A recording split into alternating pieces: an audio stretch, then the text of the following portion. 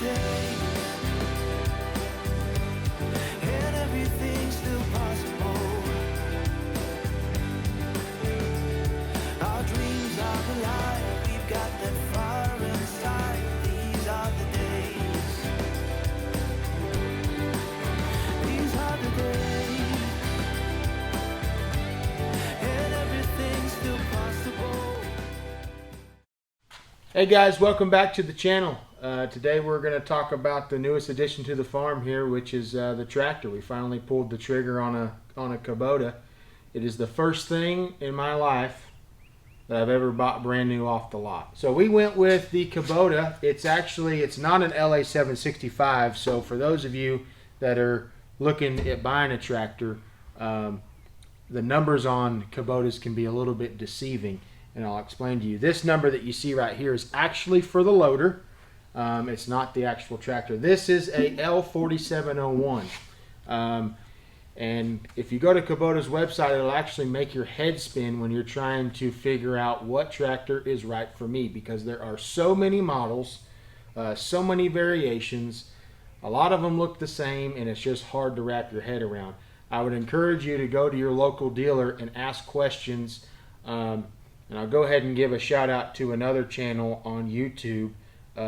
It's Messick's. I watched a ton of their videos. They sell Kubotas, and that guy over there that does videos, he does awesome videos, lots of information, and you can learn a lot from there. But this is the L4701. There are 4, as of now, tractors in that series. There's a 25, a 33, a 39, and the 47. So the 47 is the biggest of the L series before you move on to the next series, which is the MX series tractors. One thing you'll notice about the 47 compared to the other 3 little brothers that it has is the 25, the 33, and the 39 actually all sit on the same frame. They all have the same loader. The only difference is the motor that they put under the hood. Horsepower. That's it. What you'll notice about the 47, if you stacked all 4 of them up in a line, is the 47 actually sits on a bigger frame.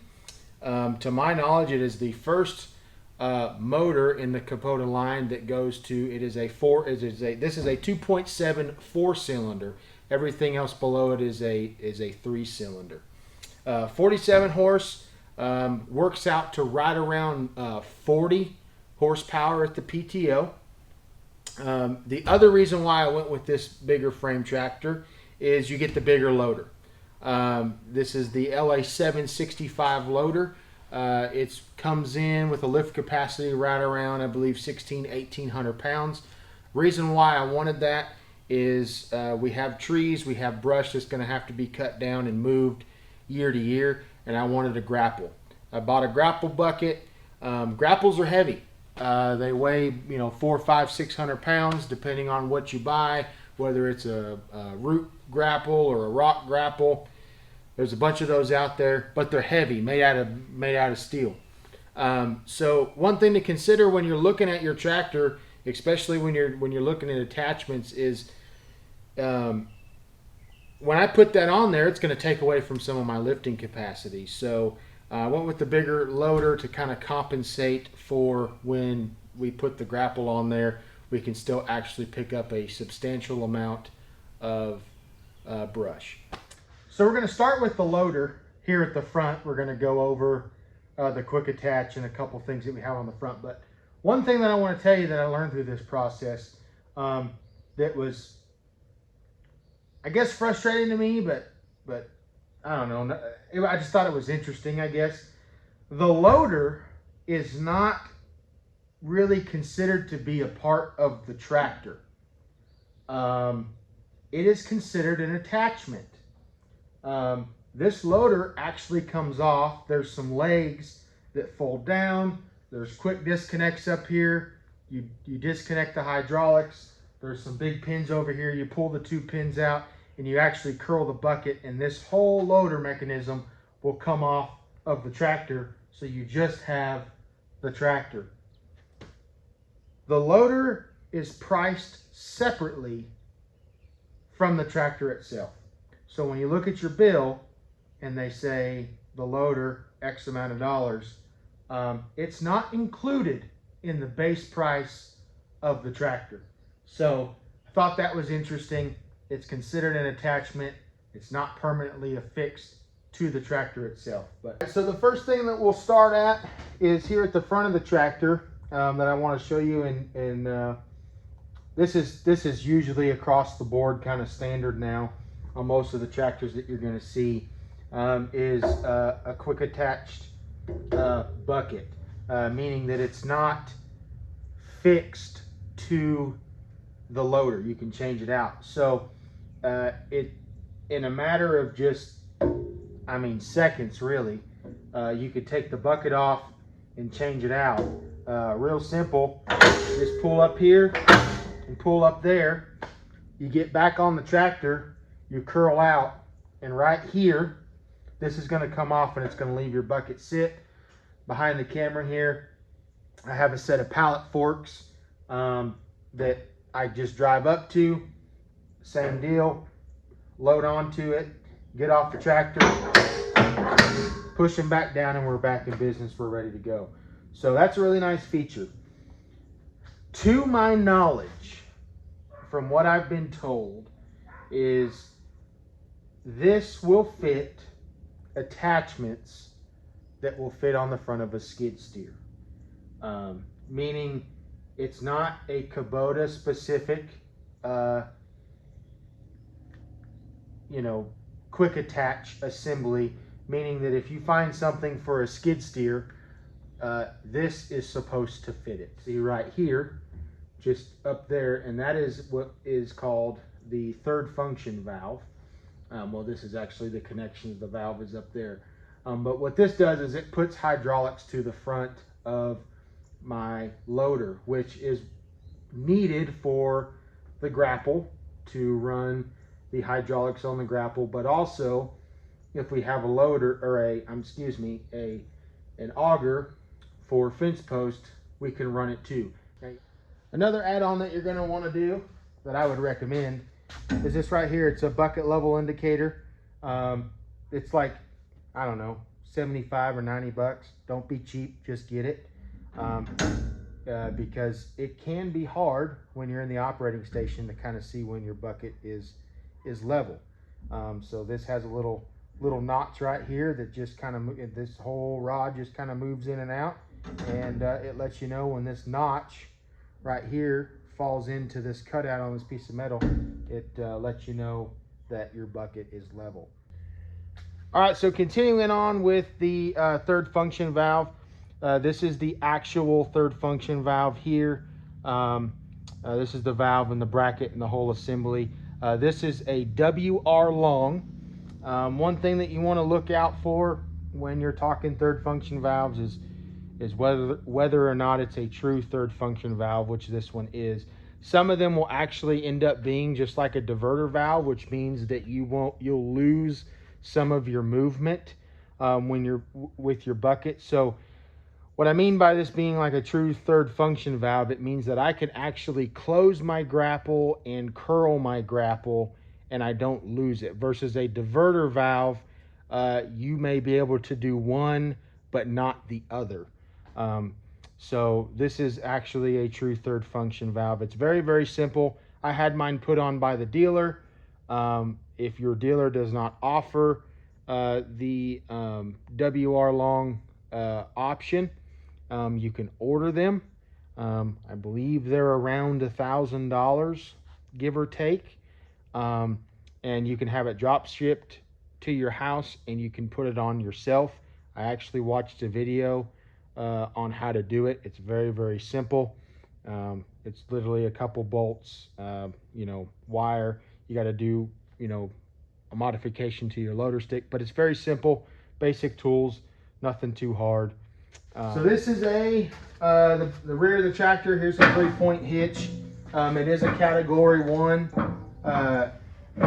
hitch, and I believe its lifting capacity is like 20. It's either 23 or 2,800 pounds. It's pretty stout. and 3/4 inch pins. Very basic 3-point hitch, nothing fancy. I will say, you know, as the newer models come out, you don't have chains. It's a couple quick pins you pull, so you have some adjustment here. You got your turnbuckle to adjust your implements, you know, front and backwards, and then this way you can this turnbuckle here will help you adjust it as far as if you want to get like an angle on your box plate or something. Another attachment that I got here is what you see is this 6-foot box plate. This is actually made by Land Pride, and I have used this quite a bit. I keep it on here as a counterbalance for when I'm doing loader work, but I just kind of keep it on here for when we're doing you know, fixing the driveway. So another option that you're going to get when you're looking at tractors is what kind of tires do you want? These are what is called an R1 tire or an ag tire. You know, it's a tractor tire. Kind of a pretty aggressive tread on them. The other thing is going to be an R4, or what they call an industrial tire is also an option. The industrial tire, the R4, is a little bit more money. I mean, in the grand scheme of things, I think it's like maybe $200 or $300. Those are kind of your main ones. They have some other variations in there as well, I think. But on your bigger tractors, I think it's more whether you want the ag tire or do you want the industrial tire. Originally, when I had this tractor spec'd, I had it spec'd with the R4.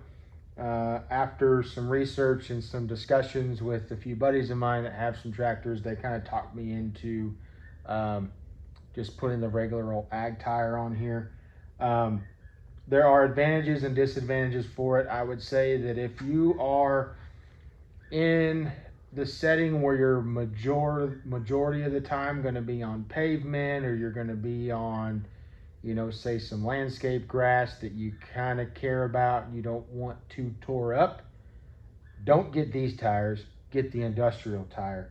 They're going to be they're going to be easier on your turf. I believe the other one is a turf tire. I think they offer them on the bigger tractors. I know on the smaller ones, the turf tires, you can get them. It's basically like a lawnmower tire.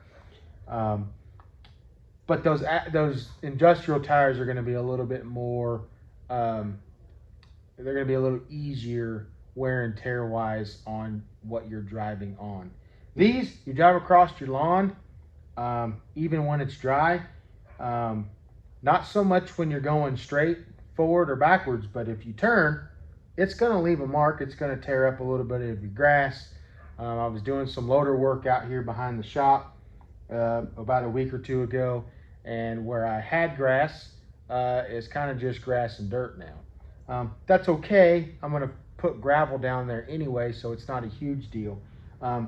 But those are some things to consider if you're looking at buying a tractor. They're going to ask you what kind of tires you want on it, and you know, you're going to have to decide, you know, what you want. When it comes to traction, though, you can't beat these guys. These guys will grab all day long. The other thing that they do that I would definitely make sure that they get done, and is usually pretty standard, is these rear tires are filled with radiator fluid to also add as a counterbalance, because all in all, these tractors in the rear end are pretty light, so you can have them fill them up with radiator fluid in the tires, and always keep a box blade or an attachment on when you're doing loader work, so you have counterbalance, because last thing you want to do is end up with your back wheels off the ground. But definitely another option that you want to look at. I decided to go with the ag tires, and so far I've been extremely happy with them. Go over a couple of the controls here in the operator station.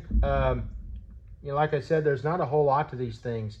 Kubota actually makes kind of neat. So anything that has orange on it is going to be related to what drives the tractor.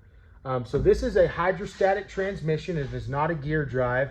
That's an option that you get to pick when you purchase a tractor. They still offer a gear drive, or otherwise known as a shuttle shift, or they have the hydrostatic transmissions. there's pros and cons to both.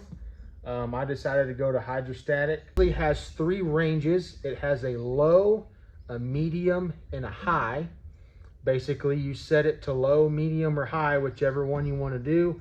You throttle up, and down here on the floor, you have the pedal, the rocker pedal, and it's forward or reverse, and that is it. Down here on the bottom, you've got your selector for 2-wheel drive and 4-wheel drive. And then right here is where you can have to, you actually have to push down with your heel and hold it, and that's going to lock your diff. Over here on this side is going to be the control to raise and lower your 3-point hitch. And then right behind here is going to be the switch to engage your PTO.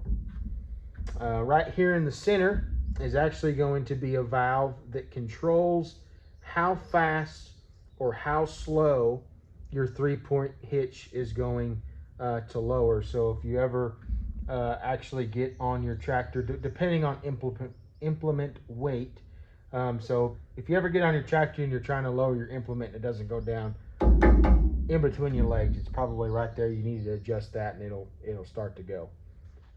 Right here is something else that I got with them. Set of Pallet Forks. They're awesome.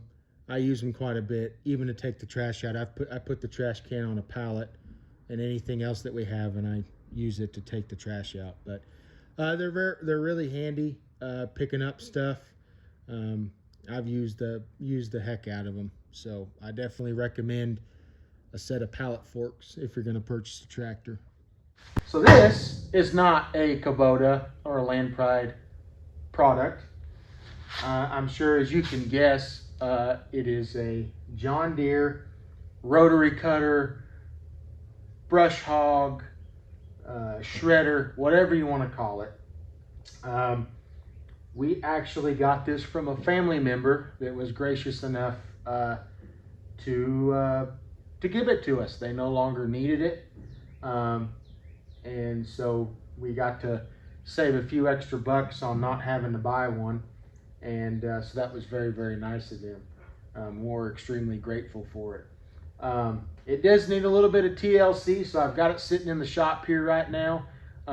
It was sitting out in the pasture for a while, so the gearbox was locked up and it wouldn't spin, and so we were able to flip it over. We were able to give it a couple love taps, and we were able to get it to break loose, and now it spins freely.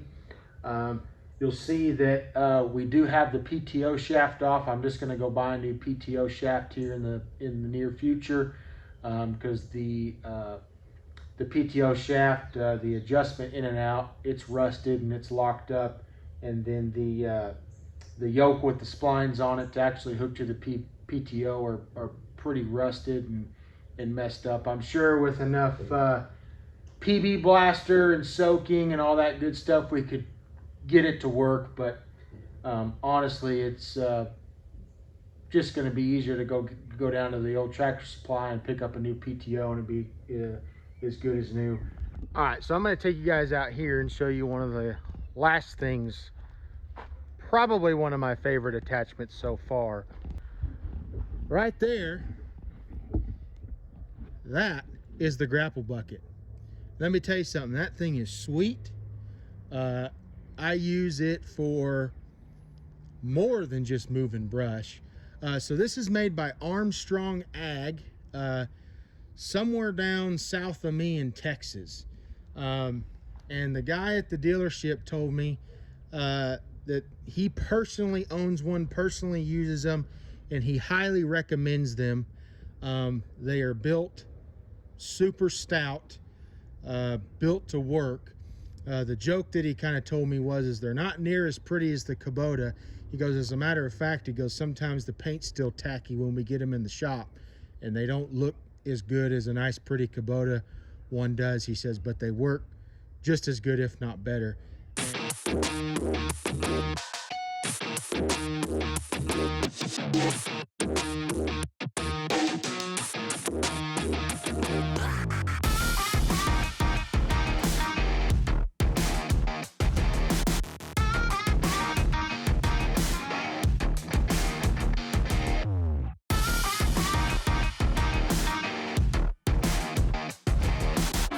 Well, that's pretty much it for this video. If you have any other questions, leave us a comment, send us a message on our Facebook or Instagram page. I'll try and answer you some questions. You know, it's Shadow Tree Homestead on YouTube, Facebook, and Instagram. But the more vlogs we produce, you're going to see more footage of us using this thing. It really does make life a whole lot easier. As you know, we put in some garden beds before we purchased it, or we were kind of in the process of purchasing this. We ordered like 8 yards of soil, and we shoveled it all by hand. That was definitely a job that I wish we would have had this for, but we didn't. So we just did the work, but I really wish we had this. But now we've been putting in some mulch with it. All in all, we love it. Very happy with it. Have a good one. Don't forget to like and subscribe to our channel, and we'll see you next time. Thank you.